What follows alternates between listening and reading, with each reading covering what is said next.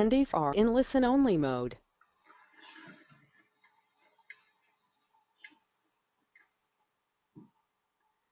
Good evening and welcome to another class by Lions University.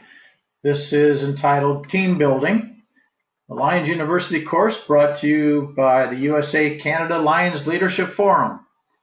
My name is Lion Budwall and I would like to welcome you to this evening's webinar and remind you that we are recording this session for those of you who cannot participate live or for anyone wishing to review the material at a later time.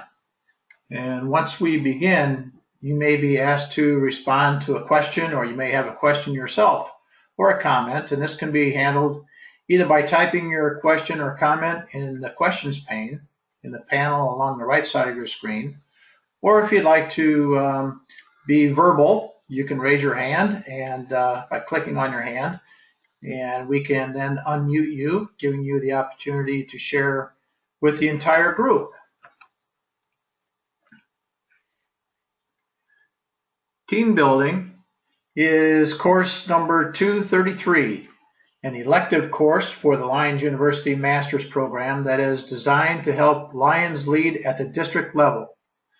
And the Master's Program involves the completion of 10 required courses and at least 5 elective courses. You see the 10 required courses on the left side of your screen, and we have 13 elective courses listed on the right side, of which in order to qualify for the master's certificate completion, you only have to do at least 5 of those classes.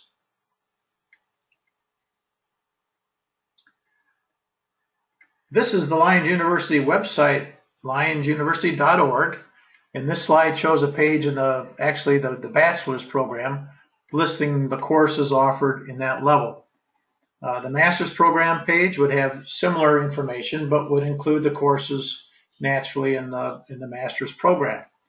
And if you were to click on any of the courses listed on the page, you would then be taken directly to that particular course page, giving you all the details for that course, along with a link to register for the course and links to any course handouts and, of course, the course quiz. We even have a calendar page you can click on to see what courses are scheduled in the weeks and months ahead.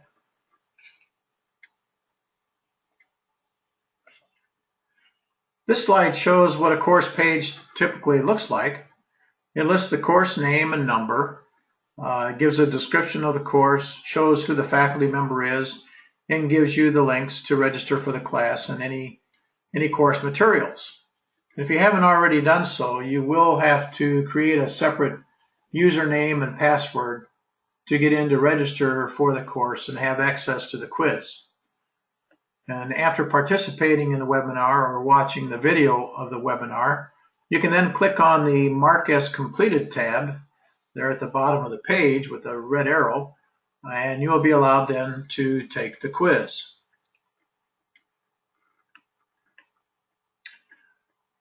When you complete the quiz and submit your answers, you will be instantly given the results. You can then click on the My Account at the top, the tab near the top of the page, and see a first-hand view of the courses you have completed in both the bachelor's and the master's level program.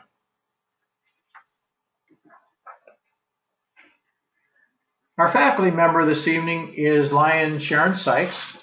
Lion Sharon hails from the great state of Washington, multiple District 19, and makes home in Olympia, Washington. She has a 40-year background in project management and leadership development in the private and public sectors, and just completed her 3rd year as District 19C Global Leadership Team Chair. And she currently serves as the Zone Chair for her zone. She's presented at multiple district and district conventions, and previously was a presenter at the Anchorage and the Puerto Rico USA-Canada forums. She's also been an instructor for Northwest Lions Leadership Institutes. So at this time, it gives me great pleasure to welcome Lion Sharon tonight. And with that, Lion Sharon, welcome, and I'll turn it over to you. Well, thank you so much, and good evening, everyone. This evening, we're going to be talking about team building, and it's such an important aspect when we're at this level. And our course objectives is, if we'll go on to the next slide, if the course objectives that we're going to be talking about this evening are the importance of team and team building and definition, team needs, effective team characteristics, and team importance to your leadership role and resources and tools that are available. Some we have online, and we've got some handouts that you can go access after the course is taught. And then what are your next steps?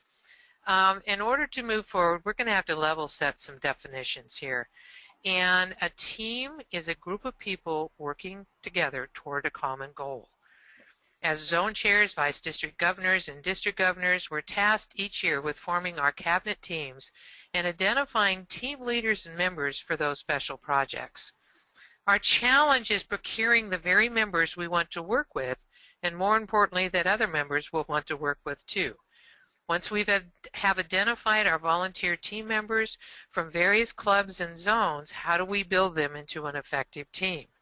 Central to most team building concepts is the ability to take a group of individuals with a range of strengths and create that working team.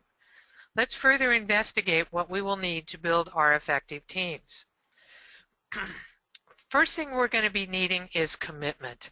Commitment's important. A team needs a committed leader. And most importantly, a team needs committed team members.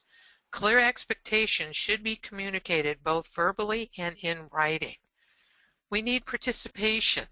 It's important for the team to know enough to either move forward with the project or work effort, or they need to know enough to ask questions for clarification. Answers to the following questions are important to the volunteers. What are my responsibilities?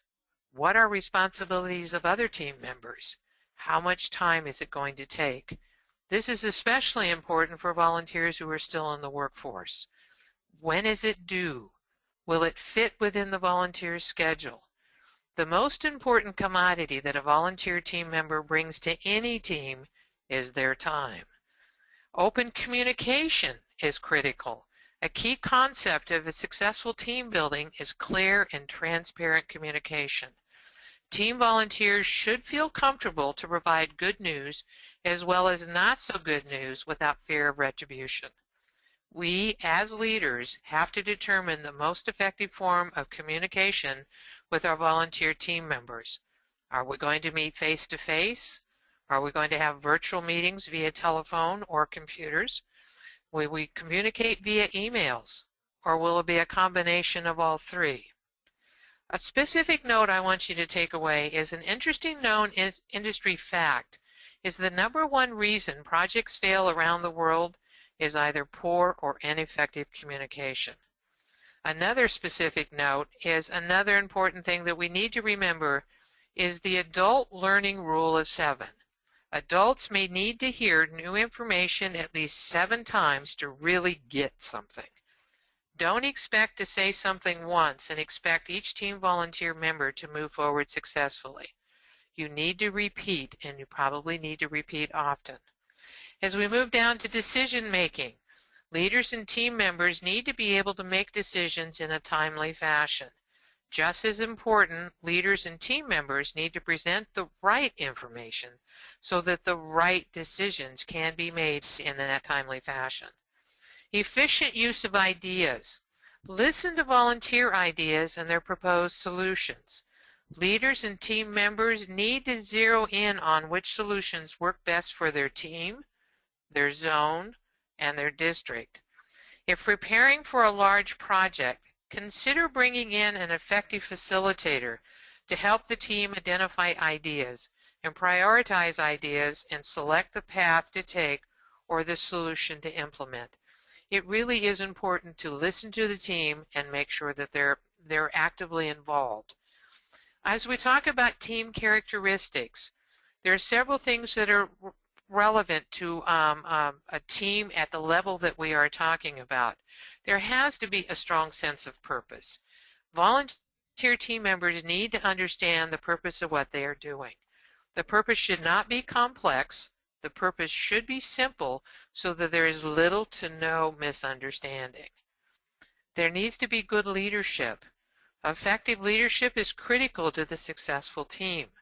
A good leader will bring the team together by sharing the roles of each volunteer, to build team strength by ensuring the team members know each other and how they function most effectively. Listening skills are probably the most important. A good leader ensures the team leaders or team volunteers listen to each other's ideas and recommendations.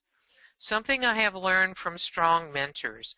A majority of us are born with 2 ears and 1 mouth, and we need to use them accordingly. Remember, really listen. If you have to, during a meeting, ask the meeting attendees to put all electronic devices on silent. Not vibrate, silent.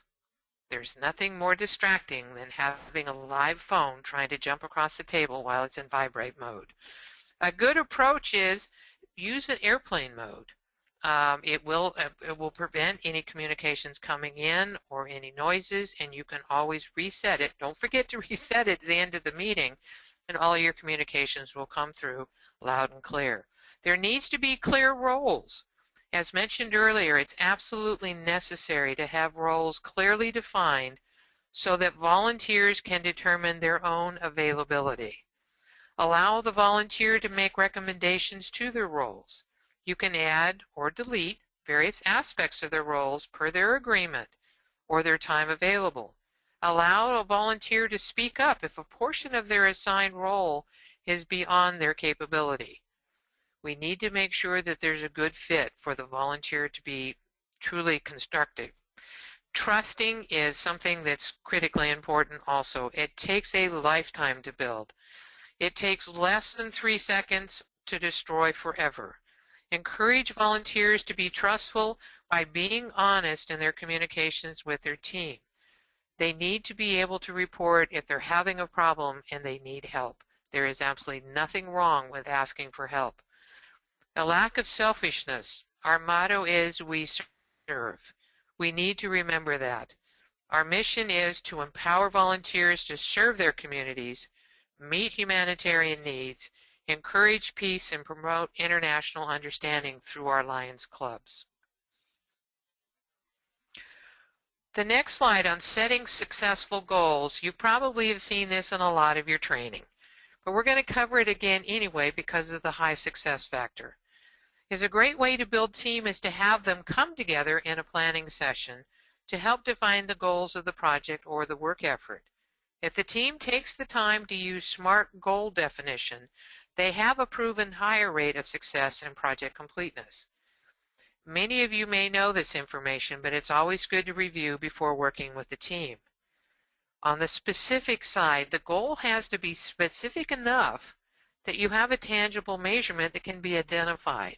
If you can't identify that tangible measurement, then your goal is not quite, it's too generic. We need to become more specific. It needs to be measurable. The goal must be measured through 1 or more of the 5 senses. It needs to be countable. Again, something tangible.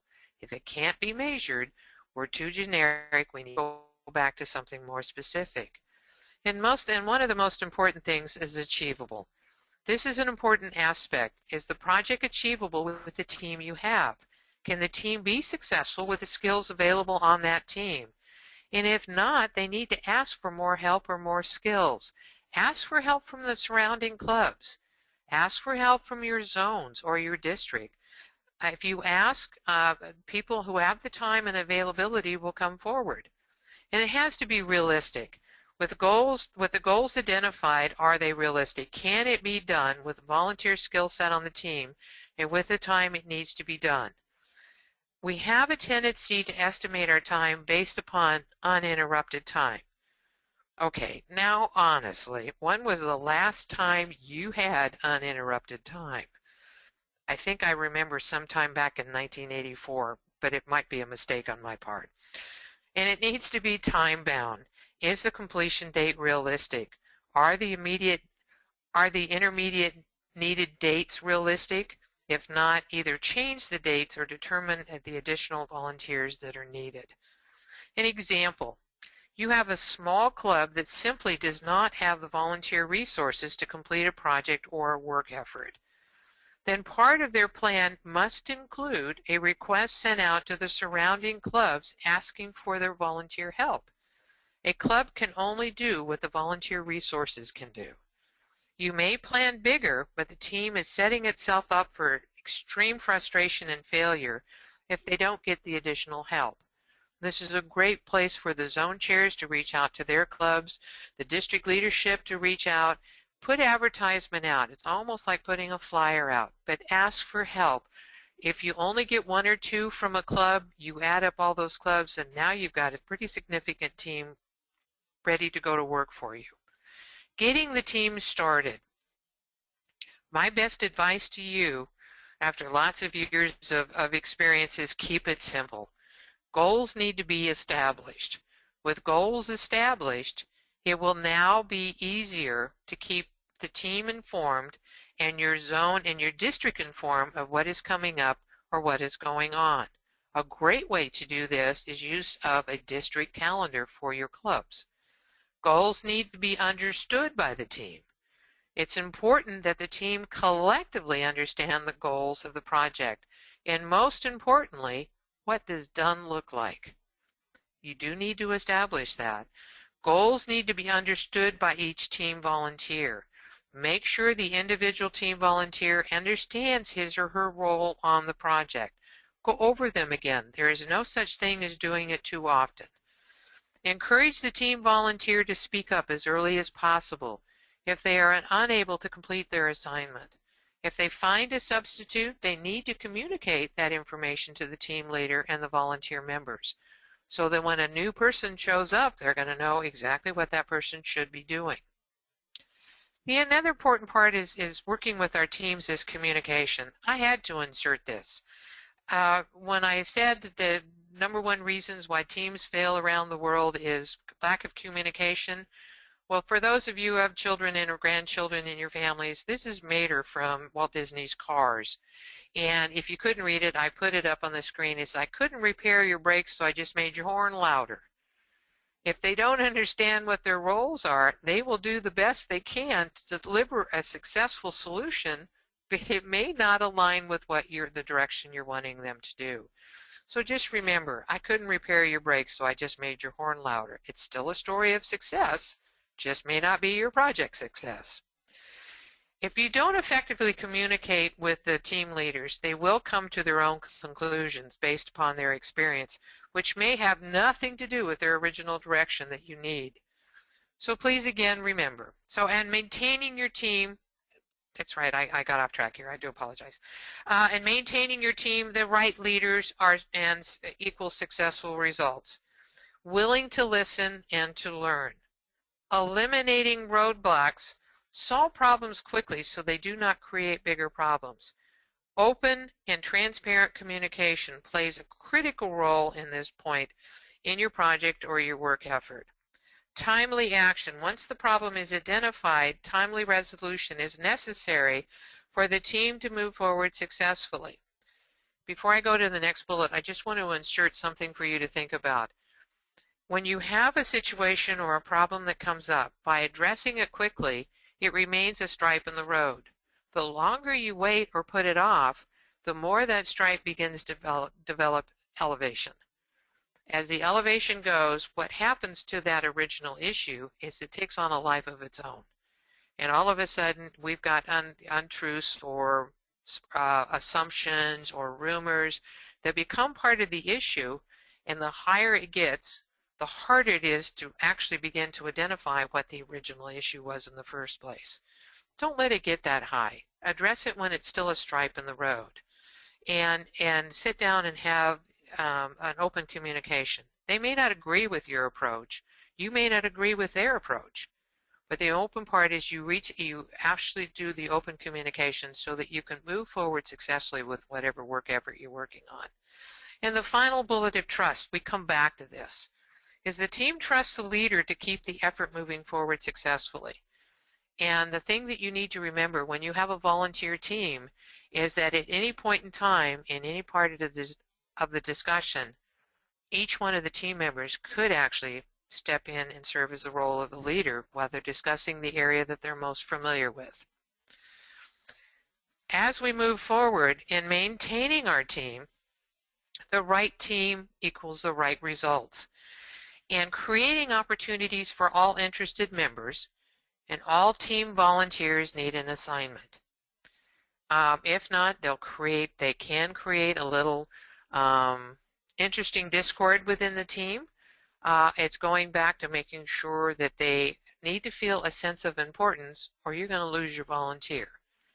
And especially at the zone level, because we're looking at projects that may be reaching out to the clubs. Clearly define roles and responsibilities and expectations.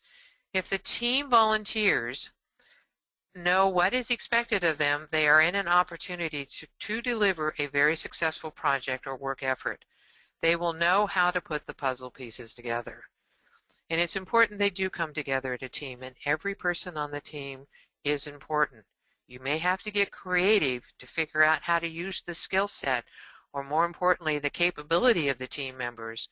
But I've yet to work on a team that people who volunteer, I can't find some place for them or some job for them to do. The puzzle pieces will all fit if you sit down and make sure that the team members have a clear definition of their work effort. Now, the next slide as we go to work is Helen Keller very appropriately said, consider all opportunities. You just never know where the great ideas will come from. Don't inadvertently shut off the potential opportunity, because you truly never know where your help is going to come from. I couldn't resist these pictures. And again, this is basically reflecting our club members and our volunteers. They may be somewhat young or inexperienced in their volunteer efforts, but nonetheless they're enthusiastic, and we need to make sure that we provide value for them so that they can provide value for us. Going to work. Our next slide is to go to work. Helen Keller said it very, very nicely. Alone we can do so little, and together we can do so much. If your team understands their roles, they will go charging ahead to a successfully completed project. Team progress. Is check your progress often. Have some fun with it. Report your progress to your clubs, your zones, your districts. Make sure you report in My LCI. Your newsletters, LCI online project success stories. There's so many avenues that you can report your success. Is that yell it from the rooftops. Yell it where everybody can get what's going on, and you want to sell all of the hard work that you're trying to do. Ring your own bell. Publicize your successful projects through all meetings available to you.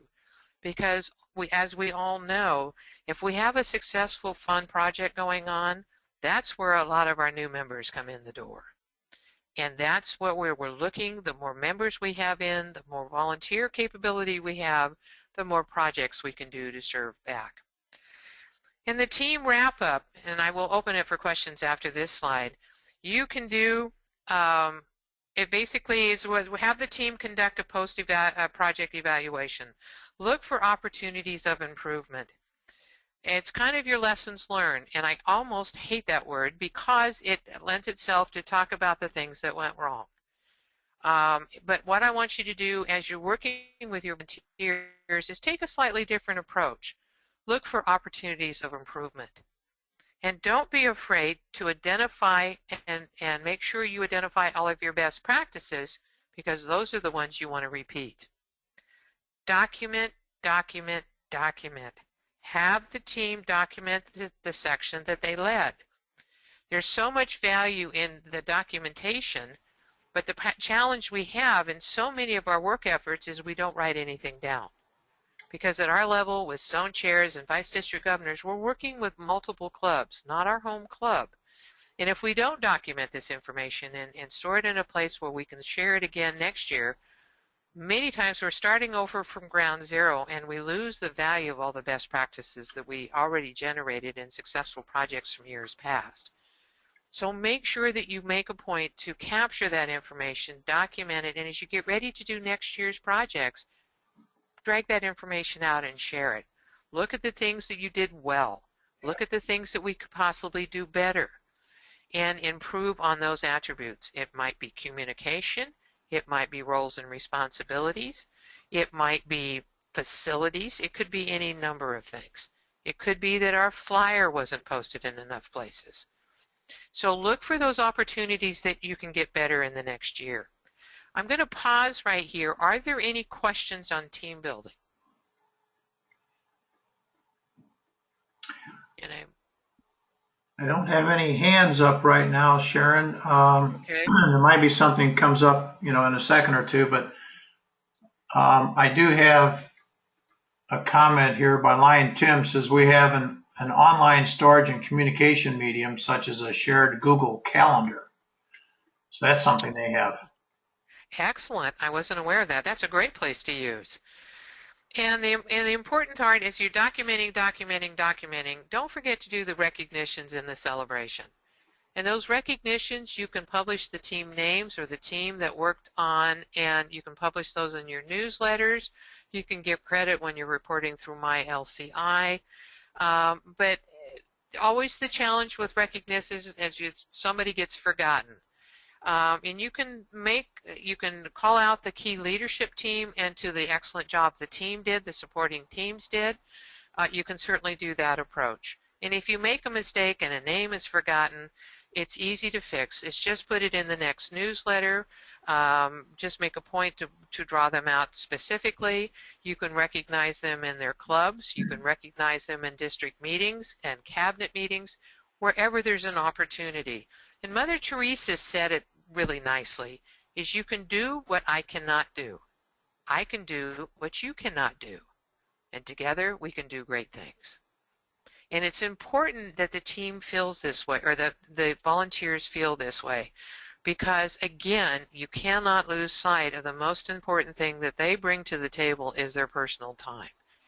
And I have, in the coaching and mentoring that I've done up here, is one thing that you have to keep in mind is there are so many service organizations out there that need good volunteers. And if we don't treat our volunteers effectively in our teams, they're going to go someplace else where they can feel more important. And with the opportunities we have here at Lions Clubs, there are so many fabulous opportunities that we can encourage our Lions and help grow more opportunities by having them share their ideas and new ways to do old activities. We cannot lose sight of that, and that's the important part of building our team. One final thing before we leave this slide is remember, as you're picking your team, as you're going through and setting up your zone teams and your district teams, don't forget to reach out to all of the clubs that you have out there to develop that team. Basically, it kind of boils back to our membership. All you need to do is ask. But they won't, many times they won't step up because they don't think they can do the job if you don't ask. It's bringing the people together, and by building the team and by having people from a variety of different clubs and from different zones and stuff, you begin to create your future leadership. And your team building becomes, as you work with them, you are bringing them all together, you are finding the medium that works, and you want to be able to bring the accolades to that particular presentation. This is a great way to reach out to the communities. One of the things I run into when I'm working with, I teach at the college level, and one of the things that always drives me crazy when I'm talking to my classmates is I'll say, how many of you know what Lions are? And I usually share that when I'm sharing my bio. And I'm still kind of a little nervous when over 3/4 of my class will come back and say, I'm not sure what Lions do. And through our team building exercise, we're opening up those opportunities. And don't forget that it doesn't necessarily have to be a Lions member. It can be somebody from your community. As we move forward to the next slide on resources, there are a multitude of resources out there that we need to remember. Sharon? And that yes. I'm sorry, I've got a couple of additional comments that Please. you want to refer to. One is a question, says, who keeps the documentation, the district governor or each member? And I'm not sure what each member is, but they want to know, once you document, we talked about document, and who keeps that Right. documentation. You know, and that's a really, really good question, and I'm glad it was asked. The best way to make sure that everybody has access to it is I would share the team package back with each of the team members. So as they go back into their zone and go back into their clubs, they have that information with them. So if they decide that they wanted to do a similar activity, or if they want to work, maybe do a joint effort with other clubs, then they already have some good information to start from. All they need to do is adapt it to fit their needs. So Mm-hmm. I would actually recommend that you share that information back with each of the team members. Okay. You can leave it with the secretary, but then it could get lost. And I'm not, no reflection on the secretaries, is the secretaries will change from year to year. Your district governors will change from year to year, and hopefully your zone chairs change from year to year. So you may lose that information because it kind of may fall into that long-term storage called a black hole. So I would recommend you share it with all the team members. Okay. A couple of more I've got. Lion Tim added he was the one that said they have an online storage and communication medium such as a shared Google Calendar. He also says set up a club shared resource such as Google Drive. Another avenue for keeping that documentation.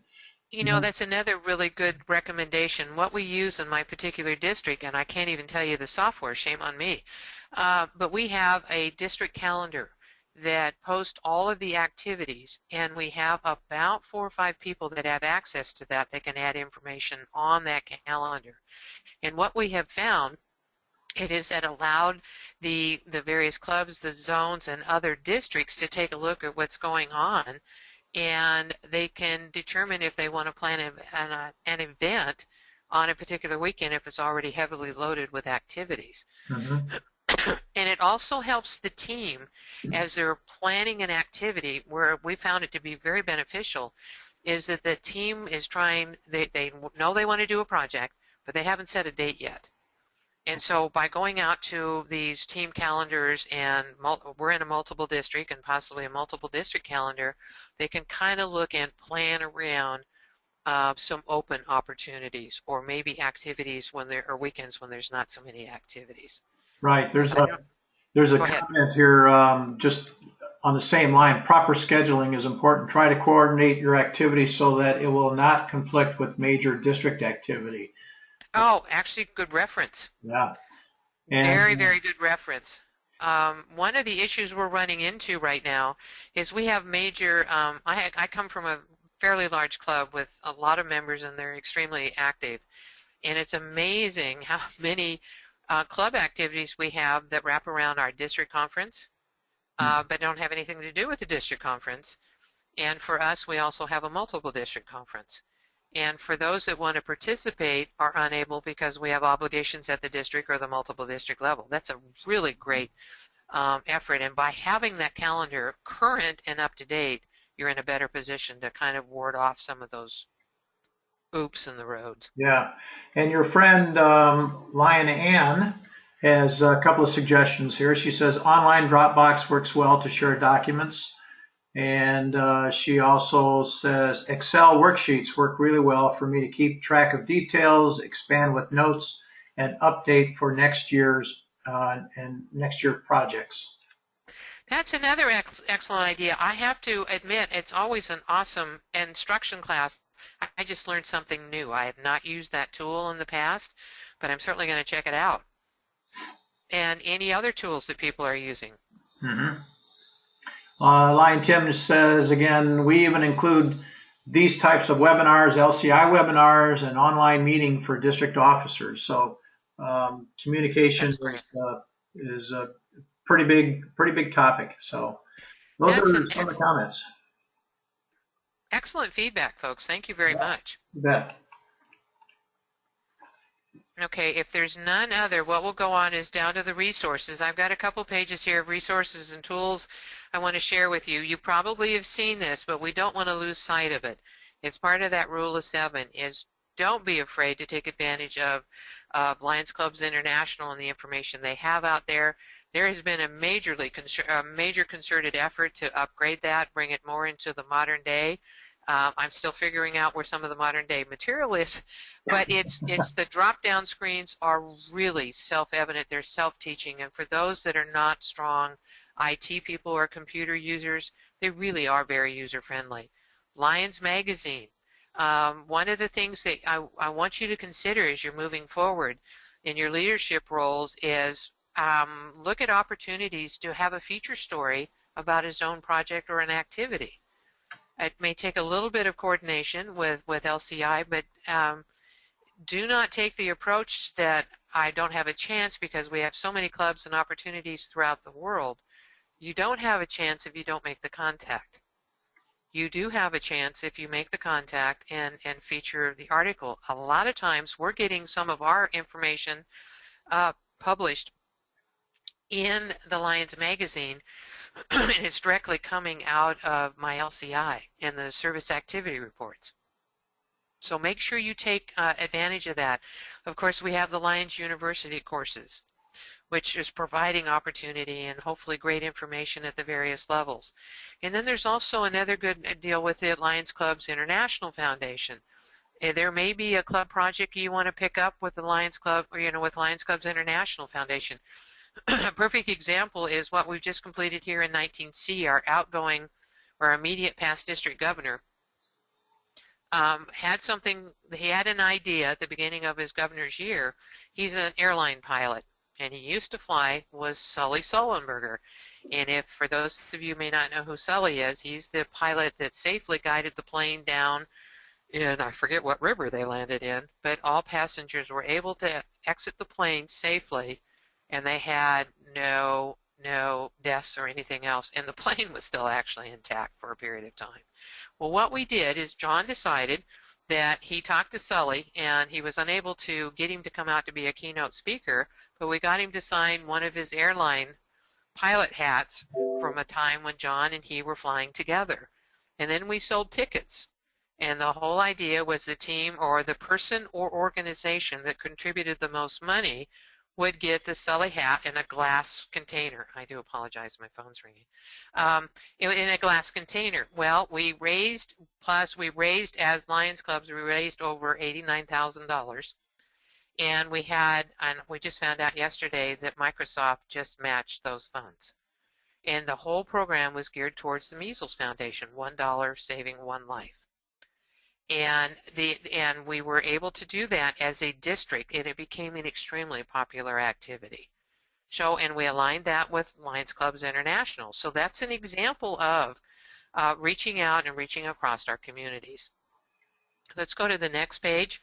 On the tools, there's some attachments that we've attached out in the Lions University, and I actually have some direct links that you could go to in the training services, and some of this information is through LCI, is the Art of Recognition Handbook. I don't know if you are aware that was available, but it's got some really good ideas out there on how to recognize individuals, how to recognize clubs, how to recognize project teams, and bringing people together. There's also some really good information out there on activities and icebreakers. A lot of times we get this information when we go through Lions Leaderships, the Emerging Lions Leadership Institutes, the Advanced Leadership Institutes, but it also has some good checklists so you can kind of look at how do we bring teams together. And then we also have there's actually some training, there's PowerPoint and some additional information on volunteer leadership. Don't often see it as a Lions webinar that comes up on periodically, usually monthly or what have you, but it's really good information that you can bring into your area. Take a look at it as Lions leaders and see how you can implement and help build successful Lion teams. The next page is we have more tools. Again, on goal setting and an action plan template, we have this information that's available. LCI purposes, code of ethics, vision and mission. These are all information that are available out on LCI. Then I've got some additional information that I've posted out on Lions University that you can use. One is 10 time-tested volunteer recruitment tips that still work. And the question you're raising is, why are we looking at time-tested volunteer recruitment? Because we're looking at new members and we're looking at team members. And again, the difficulty or the challenge that we have in the leadership at this level is going out to clubs outside of our own club, looking for volunteers and leadership. And we may not be as familiar with the other club members as we are with our own club, but I strongly encourage you to make sure that you look outside of your club. Ask those questions. You may not get yeses, but you won't know unless you ask the question. You want to have as a team as best as possible that represents your zone or represents your district so that you've got good representation of the clubs. As large as my club is, I could easily go in and fill my entire team with my club members. But that's not the purpose of this at the next leadership level that we're at. The purpose is to bring in those lions from other clubs, because I really truly feel when we're doing team building, we're actually positioning our members for future leadership responsibilities. So take a look at it. There's some great, be specific, titles, manner. Again, they're asking you to make sure roles and responsibilities are there. Look at what is the interest, what's of an interest to the volunteers. Aim high. Make sure it sounds as if somebody wants to do this. Make it exciting. Be clear that there's a process, that there's a clear understanding of what they're going to be doing. And answer questions before they're asked. And have more information available online, because people will go looking. It's really critical in today's environment to make sure your online, your social media sites are current and up to date, because that's our front line in many cases. Then I have a district governor out of the district governor handbook. We have some team roles that are part of the information, and you can take a look at it. It gives team roles for obviously the district governor, the first vice district governor, the second vice district governor, effective district government teams. They give you some guidance on how to look at it. It's a very, very high level, but it may help the thinking process. And then we have volunteer leadership handouts, and that actually came from the volunteer training class that we have. And there's a volunteer management handbook, or a toolbook, that actually came from the state of, I'm going to get the wrong state here, Wyoming or Montana. I don't have it right in front of me.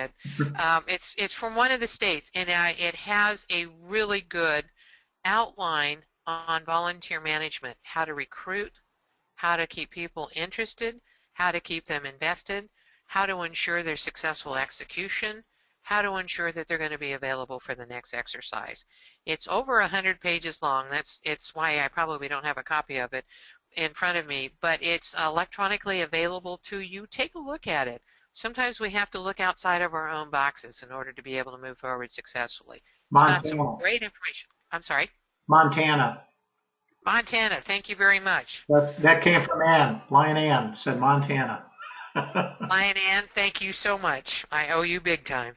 And just a reminder, Sharon, that these last 4 bullets, the volunteer management toolkit, the leadership handouts, the district governor team roles, and the 10 time-tested volunteer recruitment tips are all on the course page as links. So if you want to take a look at those, if you haven't had an opportunity yet, go to the course page 233 for team building, and if you look on that course page, those 4 links will be there. You click on that and you'll be able to download any one of those 4 documents that Lion Sharon's sharing with us. Thank you so much, and thanks for the reminder on that. Is there any other additional questions about these materials? Yeah, I'm looking. I don't see any hands raised, and Okay. There were some questions as you were referring to them, but I answered a few of them just by typing in the question pane. So everything should be pretty well up to date. Okay, good. As we go to the next slide, the final words is that as Lions, I became a Lion to serve. I wanted to give back to those, or I wanted to make a difference in those lives that were struggling with how they met their day-to-day opportunities. And I love this quote. It's all of our dreams can come true if we have the courage to pursue them. And I absolutely love Walt Disney. I love Walt Disney World, and that's the happiest place on earth, at least for me. But I want you to take this final quote as you go back into your teams. It's all of our dreams can come true. All of our projects can come true if we have the courage to pursue them. And we have the team members, and that we keep the team members current. We keep the team members on top of things. We keep them informed. We look for their input. We're not necessarily as leaders just pushing information to the team. We are looking for team involvement. We are looking to pull information from the team so that they can become an integral part of our successful effort. And as we go through, because we're not maybe centrally located in a club environment, the electronic media and communications become even more critical. Plan your meetings accordingly. Take advantage of some of the social meetings.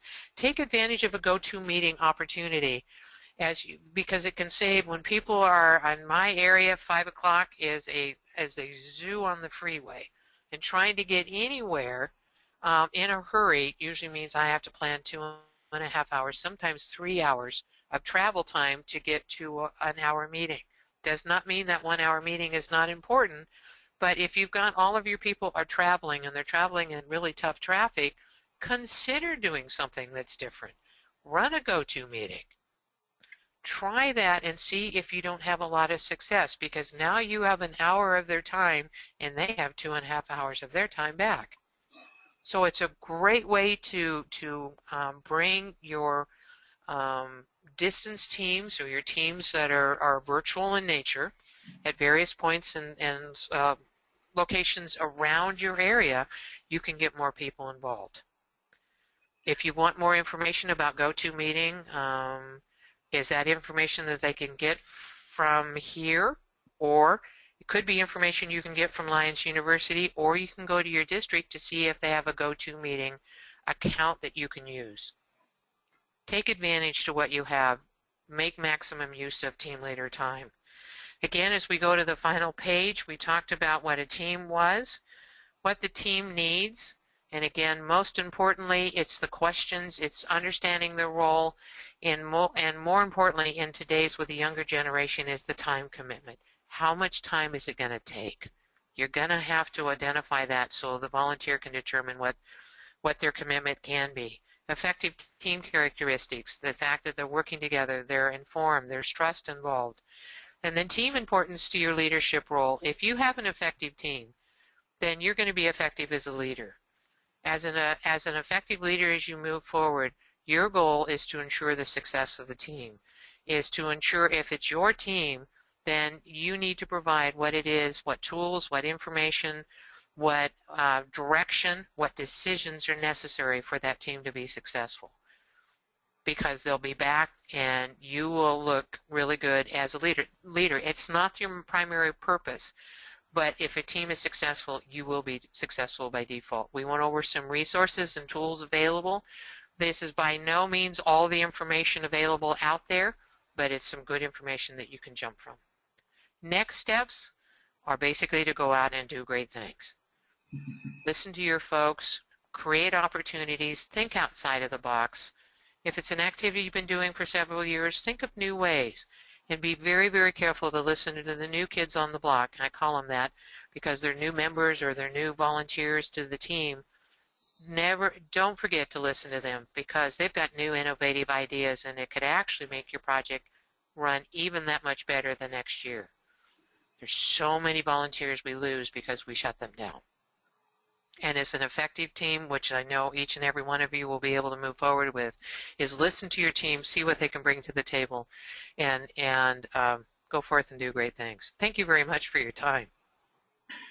Thank you, Sharon. A couple of comments that came up just in the last few minutes when we were talking about webinars. There was a couple of comments about it's an excellent way to communicate and keep people connected. And MDA in Canada provides an account for webinars for people to use. And I know I just went to multiple district training for multiple district coordinators for LCIF a couple of weeks ago in Philadelphia. And each multiple district coordinator now is supposed to go back to their respective areas and train the district coordinators. And I've been looking at my calendar since I got home, and I have no open weekend until like the middle or last part of October. So I contacted LCIF and I asked them if we could just put together a webinar during the week, for 1 hour or 1.5 hours during the weeknight. And they're more than willing to work with me and put together a webinar so that we can get everyone connected rather than because we have to do it now rather than October would be just a little bit too late to get LCIF started among all the Right. multiple districts. So webinars are an excellent tool to communicate and get your teams working together. We did have one question on what happens if you're the team leader and you have some tired volunteers on your team. How do you revitalize those tired lions? And that's a hard, that's always a hard line. You have the tired team members, or you have the team members that are there but not providing any value. Right. A couple of things. Let's address the tired team, and I'll try to make this quick. On tired team members, part of it is you have to count on them to say, I'm just wore out. You're going to have to advertise that position to get new volunteers to step up. And the best way I know how to do that is to have those roles and responsibilities defined, the time commitment defined, and what the end result is going to be, so that they know they have a clear, transparent communication of what's happening. Because part of the challenge we have, and I've kind of had this conversation in other areas, it's hard to get volunteers to stand up if all they hear is, oh my God, this effort takes so long. It took me 8 hours last time. I don't have any time. It's, and people don't get along well, and nobody knows who's doing what. Okay, folks, quite honestly, who'd want to volunteer for that team? And so part of it is we need to put a more positive slant on our volunteer opportunities, so that people are interested and the ideal situation is they're fighting for a spot on the team because of all the enthusiasm and the excitement that's going on. So it is hard. It is time for, usually what I do also are members that are kind of getting tired or members that should step down, is what we'll do as a team leader is start sharing that information. We've talked about document, but every team member should have a second. In case something happened, life gets in the way and they have to step back or they can't meet the commitment, there's somebody that can come in who's learning, and you can call them a cub or whatever you'd like to call them, where they're coming in and they're learning all the information for a more senior mentor. And some people, it depends on how you word that, but you can't go in and say, we're tired of your approach. We're going to have somebody else take it over. And thanks for your time, but see ya. You can't do that. Volunteers are a very precious commodity for us. And there isn't anybody out there, a senior person included, that doesn't want to share their information to somebody who wants to be a sponge. So take that opportunity. And as soon as I said that, I can probably think of people that will argue with that point, but that's the best approach I know of, and I have found it to be probably 95% effective. Okay. I hope I addressed both aspects. I think so, and we just got a quote come in from Lion Leanne, and it's a wonderful quote. She said it's by Reba McEntire, and she said it's a very true quote. It goes, to succeed in life, and she has lions in parentheses, to succeed in lions, you need 3 things: a wishbone, a backbone, and a funny bone. I really like that. That's awesome. I love that quote. Yeah. Well put.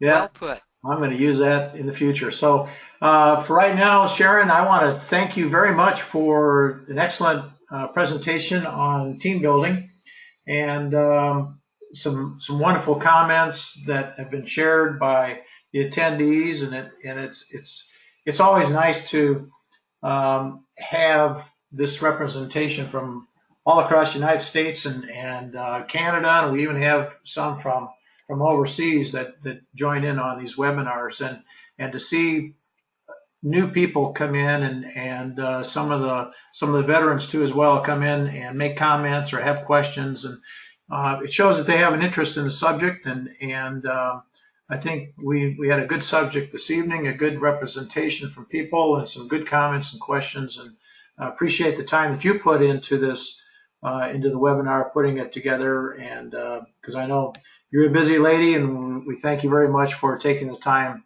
to do this this evening for us. So with that, we'll go on to the last couple of slides, and we will hopefully see you in Grand Rapids, because as you can see on the next slide, we are having a graduation ceremony in Grand Rapids. We're going to recognize each of the programs, the bachelor program and the master's program, and anyone who has completed either the bachelor or the bachelor and master's will be presented diplomas at the graduation ceremony by our international president, Dr. Yamada. And it will be held on Friday evening in Grand Rapids on the 18th of September between 5 and 6. And once you get your programs and everything at the forum, it'll give you the room and location. But we'll look forward to that, and you'll have your picture taken with the president and receive one of those beautiful pins shown at the bottom of the slide, as well as a diploma. So no caps and gowns required, but we do look for your attendance. The faculty members will be there as well, and I think it'll be a good time. So we plan on seeing everyone there in Grand Rapids next month. That's coming up shortly. We have 2 remaining webinars before the forum. Next week, on Tuesday, September 1st, we have time management, which is the last required course in the master's program to be offered. So everyone who is hoping to follow through and graduate with the master's program will need to sit in on that and take the quiz on that class. So that is being offered next week. And the week after that, on the 8th of September, is meeting management, which is an elective class for the master's program. And again, a reminder, those are all at 8 o'clock Eastern Standard Time. And you can register on the calendar page. They're shown at the bottom of the screen. At the conclusion of when you leave here, when you leave the webinar, you can go right on to the course page and mark that completed box, and you'll be taken right to the quiz. So again, this is at the bottom of the page here, thelionsuniversity.org/masters, and then the course page 233. So good luck to that. Good luck with that. And with that, I thank everyone for taking the time to be here this evening, and we look forward to having you visit with us in the coming weeks, and hopefully see you in Grand Rapids. And don't forget, when you log out, go up to the top of your control panel there, up in the little file area, click on that, and then click on leave the webinar, so we can get everyone logged off before we close out the program. So thank you very much, and we hope to see you next week. Good night.